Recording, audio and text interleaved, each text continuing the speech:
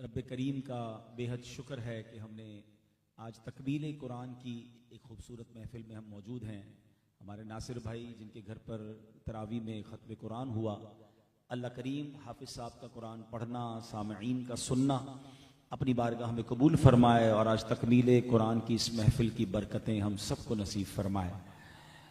मैं बयान से पहले एक बात कहना चाहूँगा कि बड़ों से हमें बहुत कुछ सीखने को मिलता है। मेरी दाईं तरफ जो दो शख्सियात हैं, ये वो शख्सियात हैं कि मैं बचपन में यूँ समझिए कि मैं छोटे से बड़ा इनके सामने हुआ हूँ।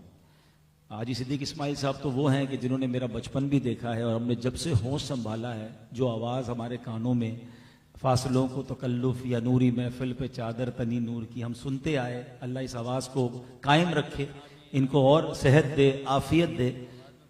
हाँ, आवाज़ मैं कल नोट कर रहा था कि बचपन से जो आवाज़ सुनी थी, आज वही गरज, वही अल्लाह की रहमत से इनकी आवाज़ है। अल्लाह इनको जज़ाए खैर दे। लेकिन जो मैंने एक कहते ना, मैं सीखना चाहिए कि एक बच्चा जो इनके सामने बड़ा हुआ है, लेकिन ये जब भी मेरे बारे में तारुफ करवाते हैं या बात करते हैं, जो इज्जत देते हैं, तो ये वो अंदाज है जो हमें भी सीखना है कि हमें अपने छोटों के साथ किस तरह शफकत से पेश आना है।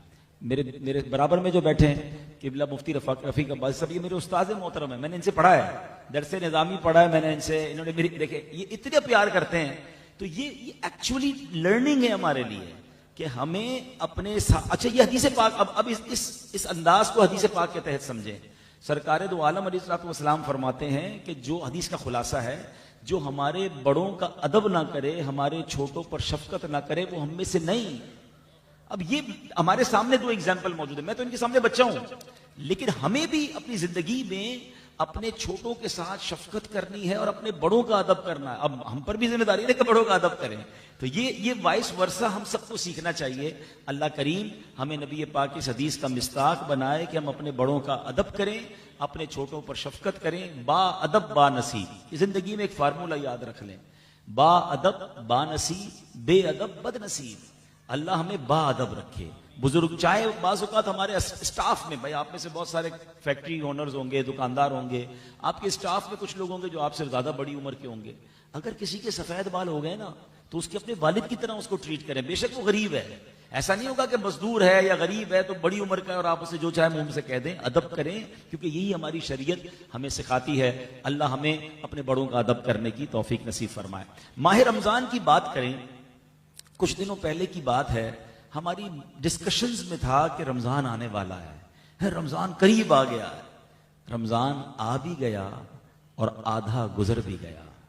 किस तेजी के साथ ये दिन गुजरे हैं और अल्लाह के नेक बंदों ने अल्लाह को राजी किया, अल्लाह के नेक बंदों ने उसकी यूं समझिए कि खूब इबादतें की। मगर हम जैसे लोग सोचें कि हमने इन 15 डेज में क्या किया, क्या वैसा रमजान गुजार लिया जैसा रमजान गुजारने का हक है? अब हाफ ऑफ द रमजान, बल्कि उससे भी कम रह गया है। हमें अपनी कोशिशें तेज करनी चाहिए। अब चूंकि ये 15 रोजा तरावी या 16 रोजा तरावी का खत्म कुरान है, तो नॉर्मली होता ये 10 रोजा, 12 रोजा, 15 रोजा पढ़ने के बाद लोग समझते हैं कि अब आखिरी अशरे में जरा मार्केटें खुलेंगी, ईद की तैयारियां होंगी, तो हम भी सारी रात मार्केट में चले जाएंगे और तरावी की छुट्टी हो जाएगी। तरावी माफ नहीं है, तरावी सुन्नत मुअक्कदा है, वो पूरा रमजान पढ़नी है और आखिरी अशरा तो ज्यादा इबादत करनी है। मार्केटें और काम करने के लिए जिंदगी पड़ी है। तो कोशिश करें कि इस रमजान को प्रॉपरली फ्रूटफुल बनाएं और खूब इससे बरकतें हासिल करें। देखें ना जिस तरह के हालात दुनिया में चल रहे हैं।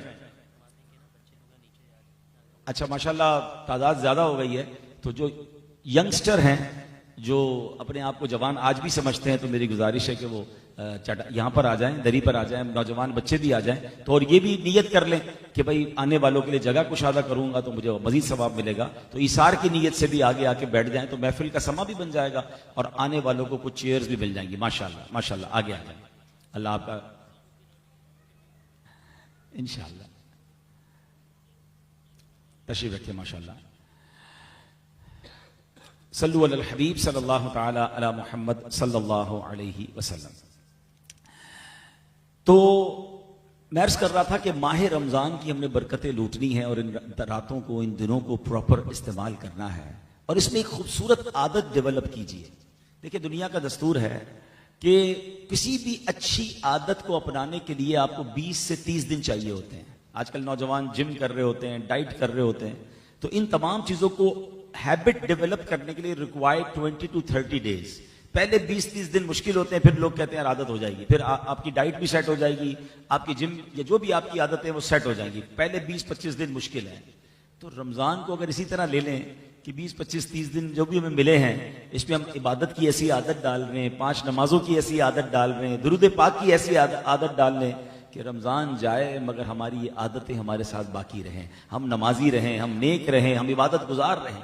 तो दुरूद पाक सुभान अल्लाह, ये एक ऐसी कमाल का अल्लाह करीम ने हमें अपनी रहमत से वजीफा अता फरमाया है। आज जो मैं फजीलत बताने जा रहा हूं, हम नॉर्मली जब किसी जगह पर खुशबू खरीदने जाते हैं, परफ्यूम शॉप पे जाते हैं, इतर की दुकान पे जाते हैं, कहते हैं ऐसी खुशबू दो जो लॉन्ग लास्टिंग भी हो और उसकी खुशबू भी दूर तक जाए। हैं?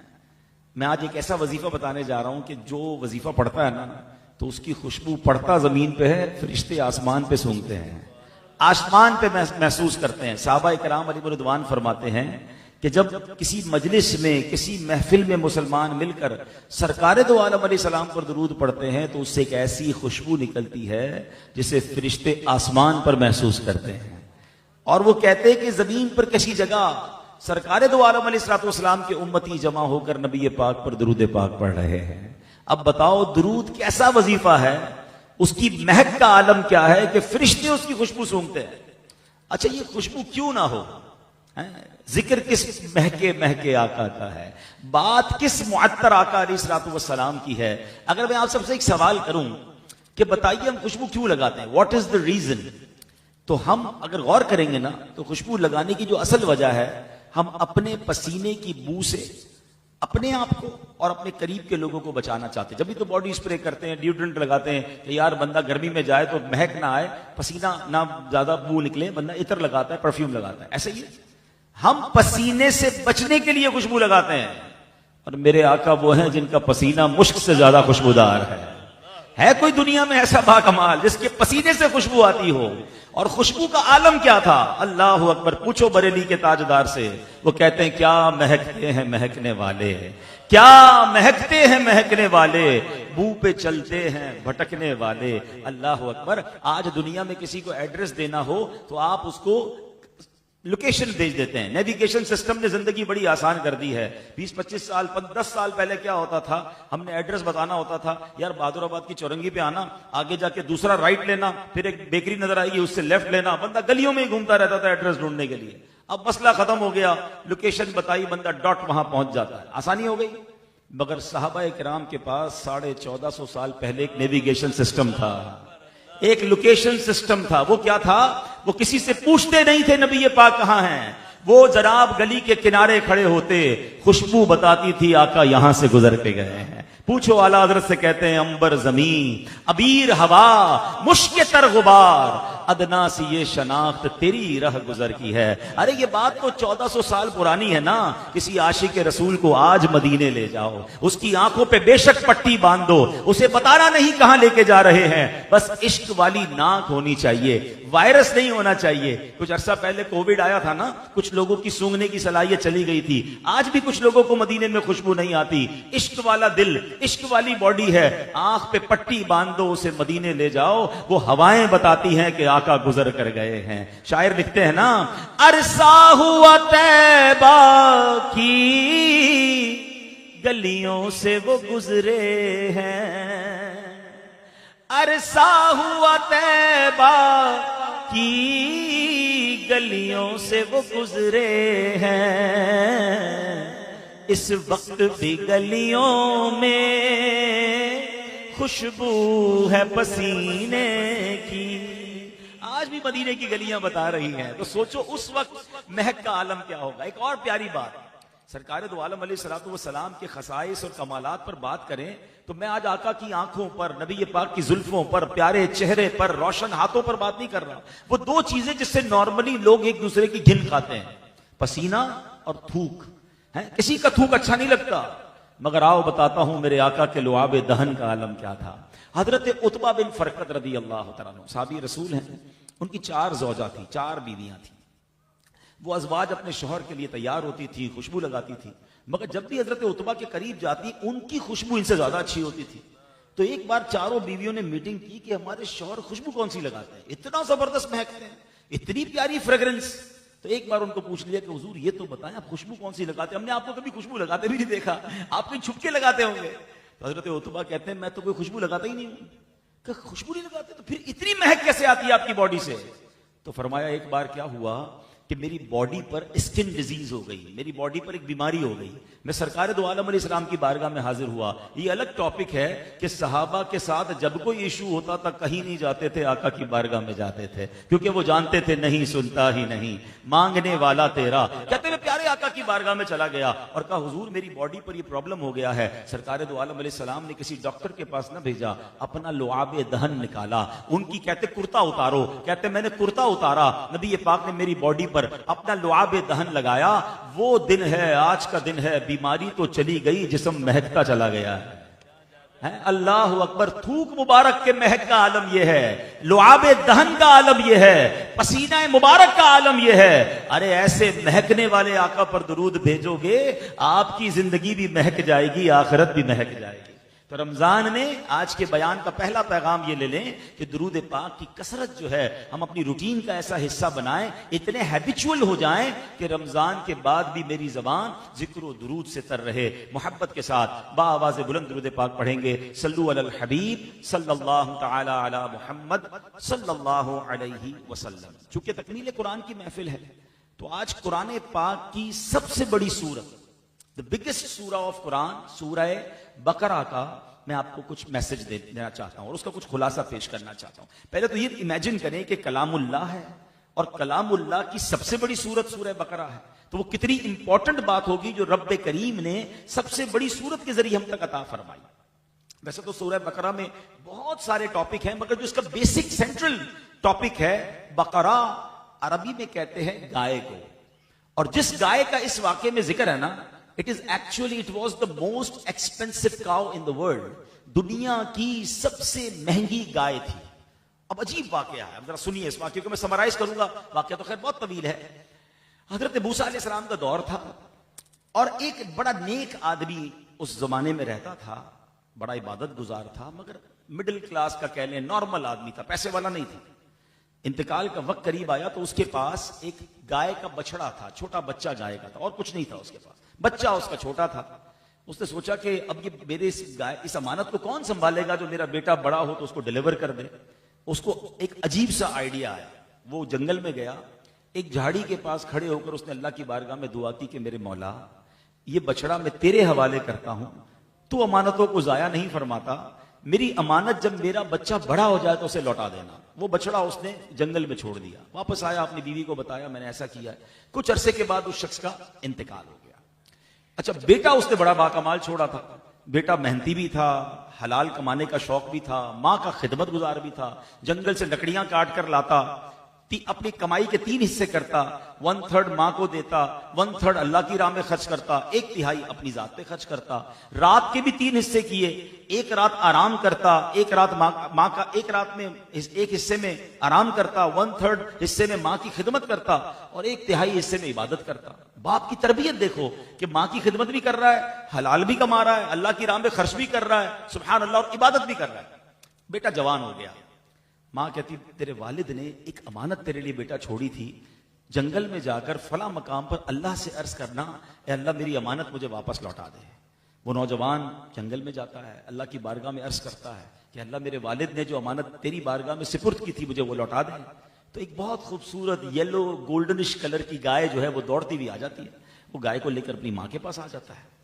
अब माँ कहती बेटा ऐसा करना, अब इसको बाजार ले जाना, चेक करना इसकी कीमत कितनी है, लेकिन देखो सेल करने से पहले, बेचने से पहले मुझसे मशवरा कर लेना। वो गाय लेकर बाजार गया। उस जमाने में मार्केट वैल्यू यूं समझिए 3 दिनार थी, 3 गोल्ड कॉइन्स। एक बंदा आया, कहा मैं तुम्हें इससे भी ज्यादा दूंगा, ये गाय मुझे दे दो। अच्छा, मां ने कहा था बेटा बेचता नहीं, जो भी रेट लगे मशवरा मुझसे करना।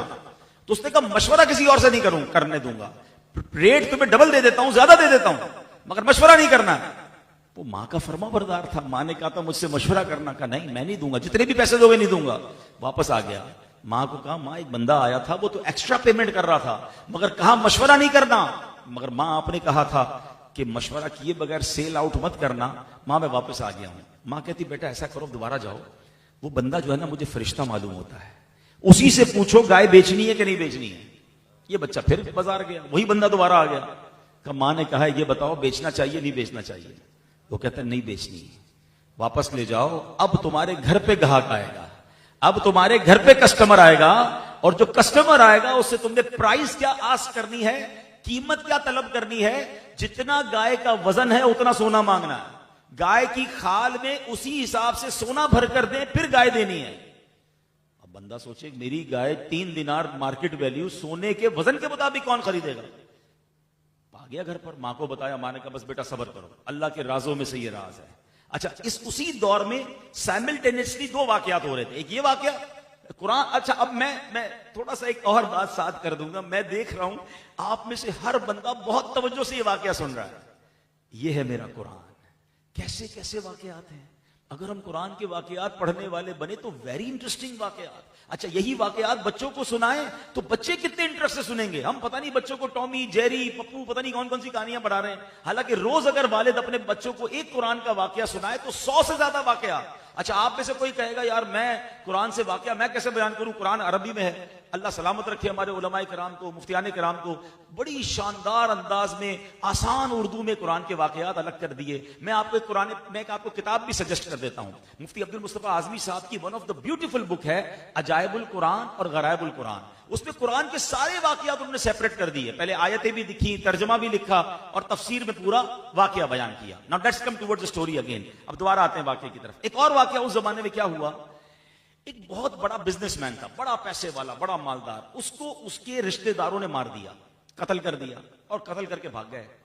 अब उसके बकिया रिश्तेदार ढूंढ रहे हैं कि मारा किसने, कातिल को ढूंढना है। मालदार बहुत है, एवरीबडी सर्च कर रहे हैं कि कातिल पकड़ा जाना चाहिए। ढूंढते ढूंढते वो हजरत मूसा अलैहि सलाम के पास आए। कहते हुजूर बहुत बड़ा मालदार बिजनेसमैन, उसको मार दिया है, हमें कातिल का पता नहीं मिल रहा।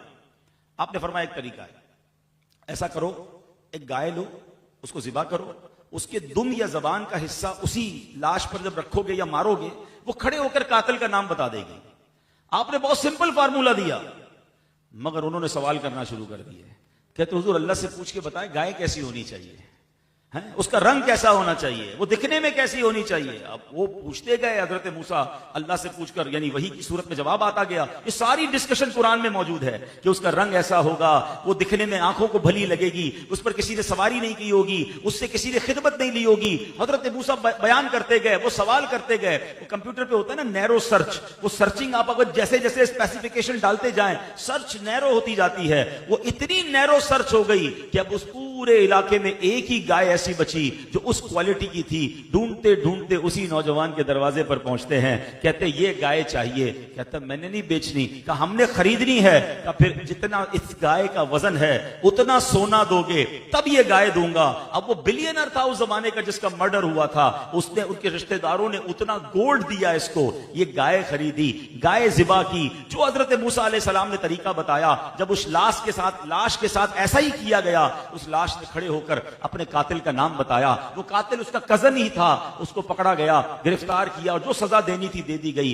अब मेरे प्यारे इस्लामी भाइयों, ये एक्चुअली सूरह बकरा का सेंट्रल आइडिया और मेन वाकया है। अब इस पूरे वाकये को बयान तो किया मेरे रब ने, मगर इससे सीखना क्या है? अल्लाह अकबर। यकीन करें मैं सारी रात बयान करता रहूं ना सूरह बकरा के सिर्फ इस एक वाकये पर, इतने परत परत इसमें मदनी फूल हैं कि बंदा लेता जाए और झूमता जाए और अमल करता जाए। लेकिन मैं आपकी पूरी रात नहीं लूंगा, आपका सहरी का भी इंतजाम है। अब मैं चाहूंगा प्लीज बी विद मी, हम पॉइंट टू पॉइंट डिस्कस कर लेते हैं कि सूरह बकरा से क्या क्या, इस खूबसूरत वाकये से क्या क्या सीखने को मिला। सबसे पहली बात यह कि एक बंदा था, नेक था और पैसे ज्यादा नहीं थे, मगर उस माल को हवाले किसके किया? अल्लाह के हवाले किया। अमानत किसके सिपुर्द की? अल्लाह के सिपुर्द की। अल्लाह ने उस अमानत के साथ क्या किया? उसकी अमानत का क्या खूबसूरत अंदाज में ख्याल रखा गया कि अल्लाह ने उसको बढ़ाकर लौटाया, बरकत वाला करके लौटाया। फर्स्ट पॉइंट यह सीखने को मिलता है, अपना माल, अपना घर, अपनी जायदाद, अपने बच्चे, सब कुछ हमें रोजाना अल्लाह के हवाले करने चाहिए। जब भी नबी पाक की तालीम से ये दुआ मिलती है कि जब जब घर से बाहर निकलें, दुआ क्या पढ़नी है? बिस्मिल्लाहि तवक्कलतु अलल्लाह ला हौला वला कुव्वता इल्ला बिल्लाह। जब कभी सफर पर जाएं, ट्रैवल पर जाएं, घर से निकलें, एक जुमला ये भी कह दिया करें कि मैं अपने घर बार को, अपने कारोबार को, अपनी आल और